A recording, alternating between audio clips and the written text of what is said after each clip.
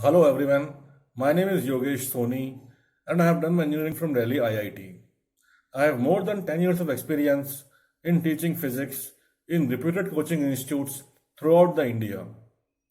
I have taught topic is finding the equivalent resistance of a circuit using symmetric diagrams. Normally what we do is that we take the circuit, any given circuit, and we use algebraic equations by Kirchhoff law and then solve them algebraically. We can use the symmetry, that is three types of symmetry. Symmetry along the current axis, symmetry at right angle to the current axis, and path symmetry. And then we can find out the equivalent resistance in a very simple manner. Either we will be able to find out the equivalent resistance completely, or we will be able to simplify the circuit such that we may use one or two equations and then we may find the equivalent resistance. So now let's see how do we use symmetry in finding out the equivalent resistance of a circuit. Okay, here I have one circuit that is a hexagonal made of resistance of each, made of wires of resistance R each. Now this is the current axis A and B. Current is coming from A, going through all these wires and then coming out from B. All these wires each have a resistance of R. Now we have to find equivalent resistance of this whole complex circuit by using simple symmetric methods. Now if we see the symmetry along the current axis, my current axis is A to B and the circuit is perfectly symmetric about A to B. Whatever is above, same thing is below. So what we will say, current in this wire equivalent to current in this wire, current in this wire equivalent to current in this wire, current here equal to current here, current here equal to current here.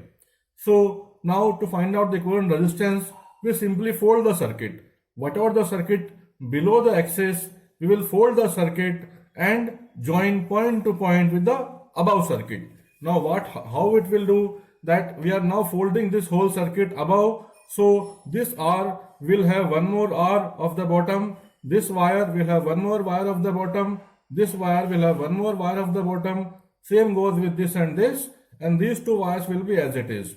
Now these 1, 2, 3, 4, 5, 6, these are in parallel, 1 and 2 in parallel, 3 and 4 in parallel, 5, 6 in parallel.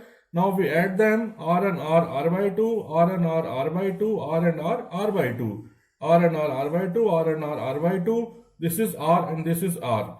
So now we have our circuit is reduced to this circuit. Now we are using the symmetry of perpendicular axis. We draw an axis like this. This is a right angle to the current axis. This is my current axis and X, Y is the new symmetric axis at right angle to the current axis. This is the mirror image of this. That means current going here will be equal to current going here. Current coming here will be equal to current going here. Current going here will be equal to current going here.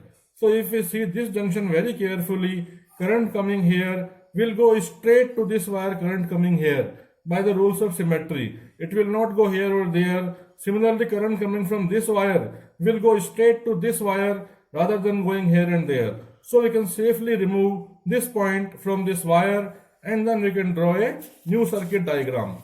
The new circuit diagram will be like this. This point has been removed from the below. Now this point has become like this. This is R by 2, this is R by 2. Now this becomes a simple series circuit and parallel circuit. R by 2 in series, so it will be total R and R by 2 in parallel. Now this thing in series and this whole thing is in parallel with this 2R. So equivalent will be 0.8 R. So we have found the equivalent resistance without using the long algebraic equations, without using the Kirchhoff law in this case. Now let us take one more case. This is a complicated circuit. This is current axis. Current is coming from A, going out from B, and now we have wires of resistance R each. This is R, this is R, this is R, this is R, this is R, this is R, this is R, and this is R. So first we are using the symmetry along the current axis.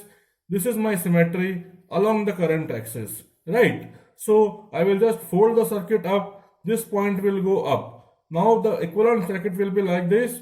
This resistance will be there. That is the combination of this upper and lower one. This will be there. That's the combination of this and this. Now this will be there. It's the combination of this and this. and this are as it is. Now we will use the symmetry along the right angle of the current axis. This is my current axis. This is my symmetry along the right angle of the current axis. So current will go like this and then go like this. Whatever the current out here I will be out here I. Whatever the current out here I1 will be out here I1. So current is going straight like this, straight like this. There is no current in this wire. We can safely remove this wire from the equation, right? So this wire is completely removed and that's it. Now we can easily find out the equivalent resistance. Now let us take some another example of shifted symmetry. Suppose the circuit is not at all symmetric about the current axis and about an axis at right angle to that. If we take this circuit, the current axis is A to B, 3 ohm, 2 ohm, 2 ohm, 3 ohm. It is not symmetric about A to B. Why? Here it is 3, here it is 2. Here it is 2, here it is 3. So it is not symmetric about this axis. Now let us see about this axis. About this axis 3, 2, 2, 3. Again not symmetric. So we are not having the symmetry along the normal 2 axis. Now if we see this axis, cutting it on an inclined basis at some angle. So if we see from this axis, above portion is exactly mirror image of the below portion. How come? 3, 3, 2 cut in half, this 2 cut in half, one portion above, one portion below, again this 2 cut in half, one portion above, one portion below. So here what you can see is this is exactly mirror image. So we will say whatever the current out here in this wire will be current in this wire. Current out here is I1, here also it will be I1. Current out here is I2, here also it will be I2. So now we have greatly reduced the complicatedness of the system. We have now just two parameters, I1 and I2. So we can simply use Kirchhoff law and find out two equations. One for the whole circuit, one for any loop anywhere. So now using just those two equations, we can find out the equivalent resistance of this circuit. If we don't use the symmetry, that is shifted symmetry or axis like this on an inclined plane, an inclined axis, we have to make a lot of equations and it will be very difficult by solving those equations, right? So we have seen symmetry of three kinds. That is, first is symmetry along the current axis, AB is straight, symmetry at right angle to the current axis, and a shifted symmetry. Sometimes shifted symmetry becomes very, very important. Circuit is very complicated. We have got an objective question to solve. So we have to just find out one symmetric plane at any angle and then find out that the circuit above is mirror image of circuit below. Then simply use the argument that in same type of wires, same current will be flowing. Our circuit will be greatly reduced, will be greatly simplified, and by one or two equations or sometime by zero equations, we can find out the equivalent resistance. The fourth kind of symmetry is path symmetry. Now exactly what is path symmetry? Path symmetry says in any circuit, I have taken this circuit is a cubical circuit. It has 6 faces. You can see this one face, another face, one face back, one face out here, one face like this. This is a cube, 6 faces. Now current is coming from this point and going out from diagonally opposite point B. This is my current axis A and B. Now out here, using a plane symmetry, that is cutting by a plane along the current axis, right angle to that, shifted symmetry, all are very complicated things. So out here we use path symmetry. Path symmetry means if we are going from point A to point B and all possible paths have the same configuration of resistance or capacitance. Resistance can be there, capacitance can be there, and you go by any possible path from A to B. The configuration is same. Like I am going from 1, 2, 3, 8. 1, 2, 3, 8. I am encountering 1, 2, 3, 3 resistances. Each of value are 3 wires. If I have taken another route 1, 5, 7, 8, again there will be 3 resistances. 1, 2, 3, there will be 3 wires. So I will say all the routes going from A to B have same configuration. In that case, the incoming current will be divided equally in all the wires. So current out here is coming as I. It will go I by 3, I by 3, I by 3. Right? Current will be divided equally into 3 wires because there are only 3 wires. If I take point B, total current coming out has to be equal to current going in. So current going in is I, current coming out is I, and the 3 wires are coming to B. So these 3 wires has to have a current again I by 3, I by 3, I by 3 due to symmetry. So now these things we have done. Now if we move to another point, let us say I have moved to point 2 and now I have to go to point 8. That is my last point.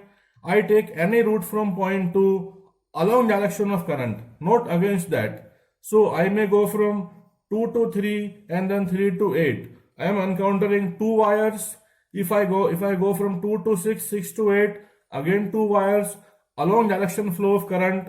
So I will say again circuit is symmetric out here. I by 3 will be divided in 2 parts, I by 6 and I by 6. So now I have current value in each and every wire of the circuit. I can simply use a Kirchhoff law for the whole circuit. Suppose this whole circuit is linked with a battery of EMF E.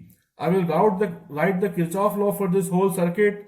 E minus I by 3 R, right? I by 3 R minus I by 6 R minus I by 6 R minus I by 3 R minus I by 3 R equal to 0. Upon solving this, we get E equal to 5 IR upon 6. So E upon I, that is total potential upon total current, is equivalent to 5R upon 6. So we will say equivalent resistance is 5R upon 6. Right? This is called the path symmetry. So path symmetry says if we are going from point A to point B, point A can be either at a corner of a circuit or point A can be inside the circuit also. If we are going from point A to point B and if all the paths have the same configuration, then incoming current will be divided equally into all the paths. Sometimes what happens is that if we are going from point A to point B, lot of path.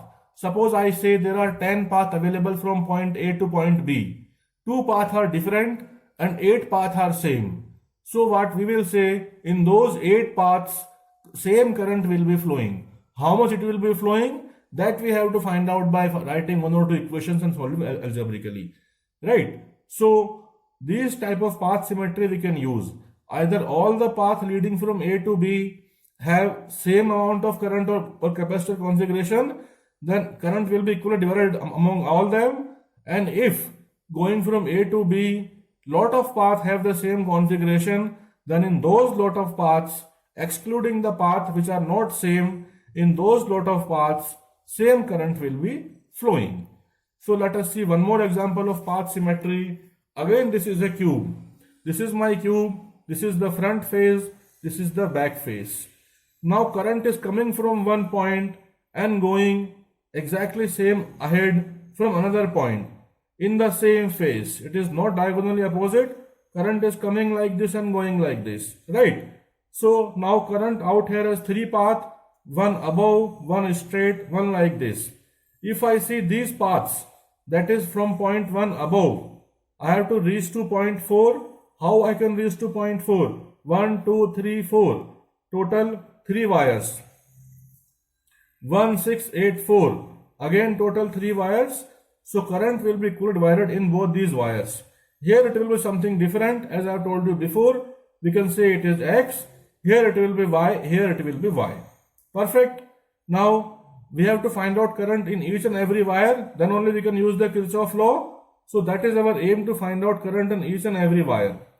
Now what will be there? Here current is having 3 parts, Y, Y and X.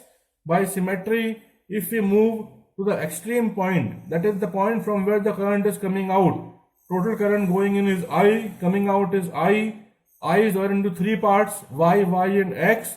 So here 2Y and 1X has to come together. So that current is again same. X is coming from this side, 1Y will here, 1Y from here. That much we have done. Now we have to find out current in the middle wires.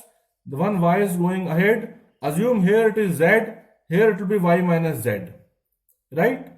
So now we have current Y, Z, Y. Y minus Z is going out here. Now Z is going out here, right?